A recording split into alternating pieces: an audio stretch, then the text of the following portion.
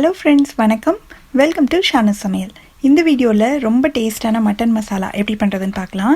இது தோசை, சப்பாத்திக்கு, அப்புறம் ரைஸ்க்கெலாம் சைட் டிஷ்ஷாக வச்சுக்கிறதுக்கு ரொம்ப டேஸ்ட்டாக இருக்கும். செய்கிறது ரொம்ப ஈஸி தான். இதுக்கு ஃபஸ்ட்டு ஒரு மசாலா ரெடி பண்ண போகிறோம். அதுக்கு பேனை சூடு பண்ணி அதில் 1 டீஸ்பூன் எண்ணெய் சேர்த்துட்டு, எண்ணெய் சூடானதும் இதில் 7-8 சின்ன வெங்காயத்தை இந்த மாதிரி 2-2 வெட்டி சேர்த்துக்கலாம்.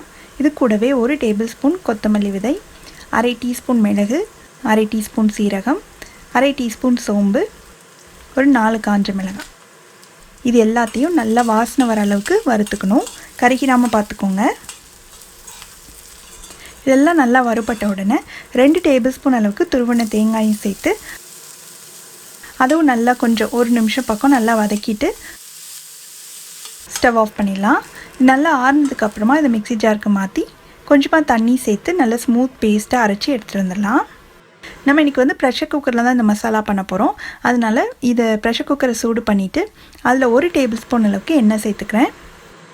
எண்ணெய் சூடானதும் இதில் ஒரு 1/2 கப் அளவுக்கு பொடியாக வெட்டின வெங்காயத்தை சேர்த்துக்கலாம். இது சின்ன வெங்காயமாக இருந்தால் இன்னுமே டேஸ்ட்டாக இருக்கும். சின்ன வெங்காயம் இல்லைன்னா நீங்கள் பெரிய வெங்காயம் சேர்த்துக்கலாம். இந்த வெங்காயம் நல்லா வதங்கணும்.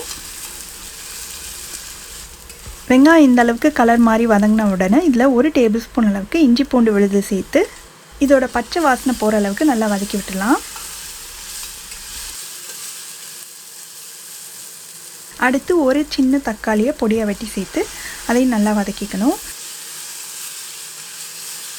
தக்காளி வதங்கிட்டு இருக்கும்போதே கொஞ்சமாக கருவேப்பிலையும் சேர்த்து தக்காளி நல்லா மசிஞ்சு வர அளவுக்கு வதக்கிக்கலாம். இது கூட ஒரு 1/4 கிலோ அளவுக்கு கழுவி எடுத்த மட்டனை சேர்த்துக்கிறேன். இது கூட ஒரு 1/2 டீஸ்பூன் மஞ்சள் தூள், இந்த மசாலாவுக்கு தேவையான அளவு உப்பையும் சேர்த்து இது ஒரு நல்ல 5 நிமிஷம் நல்லா வதக்கிட்டே இருக்கணும். அந்த மட்டன் நம்ம சேர்த்த மசாலாவில் நல்லா வதங்கணும்.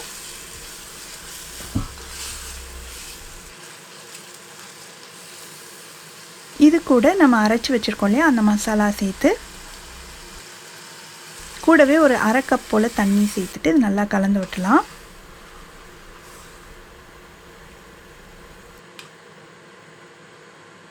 இது கூட ஒரு 1/4 டீஸ்பூன் மட்டும் கரம் மசாலா தூள் சேர்த்து நல்லா மிக்ஸ் பண்ணிவிட்டு இது கொதிக்கிற வரைக்கும் இருக்கட்டும்.